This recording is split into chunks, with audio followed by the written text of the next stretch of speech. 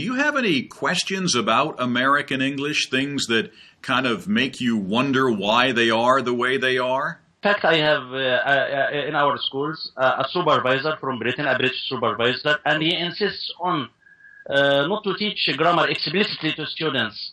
And sometimes I find a lot of problems in this matter because the book at the secondary stage has a lot of explicit grammar. And in the final examination, there are a lot of questions in this concern. So here I found myself in an internal conflict. What should I do? It's a tough call. My guess is that your supervisor has a lot of experience teaching English. Sure, he is British. Yeah, and he's British. And here's the thing.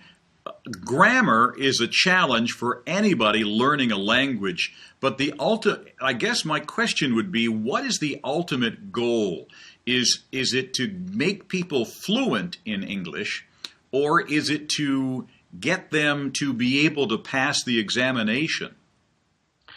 You know that there is a difference between teaching English in a school and teaching English in special colleges. Right. Or special in a school. There is a final examination, and as a teacher, you should make your students get results. So here, the final target is not to make students fluent. No, is to get students pass the final examination and they get results. Yeah, and that would entail. I can tell you, I've been a teacher and a trainer.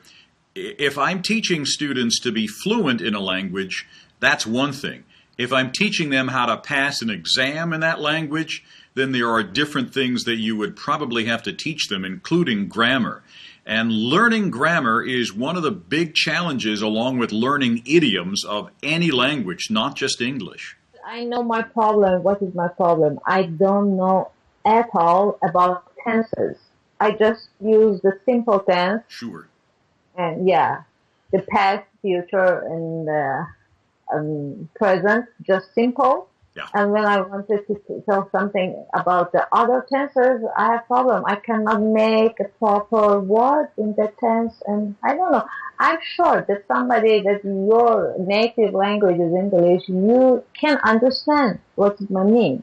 Right. But I want to talk properly. Right. Yeah. And that will come. I mean, conjugation of verbs is one of the more difficult aspects of learning a language.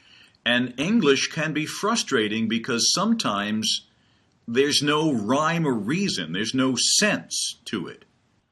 Actually, I just watch a lot of movies, but some of the movies are more than 9%. But the movies like Sherlock Holmes, the movies like Shutter Island, I can understand 50% out of those movies. So can you please tell what is the reason behind that?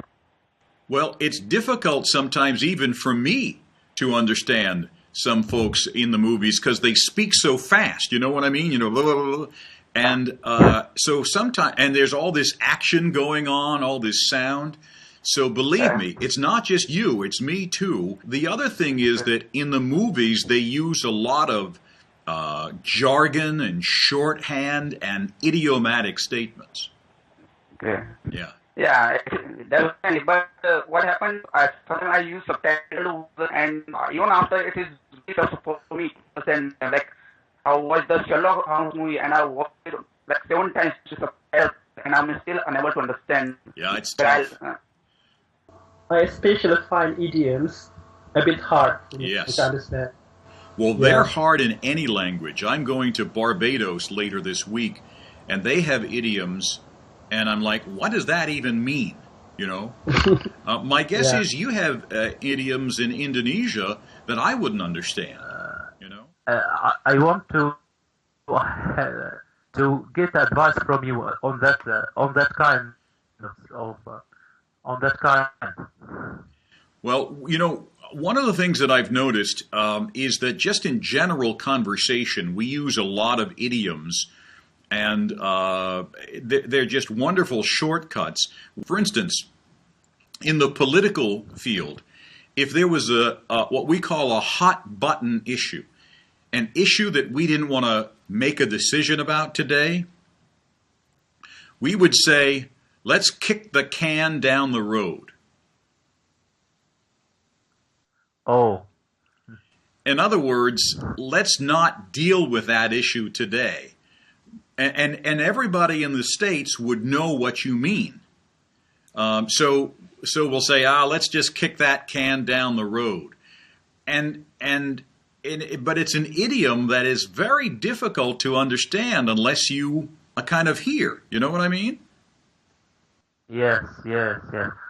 And it's important to know that there are some American English idioms that apply or that came out of different parts of the United States that sometimes even other Americans don't understand. So I would tell you that if an American were talking to you and sensed your accent, that they would probably speak maybe louder, maybe more slowly, and use fewer idioms.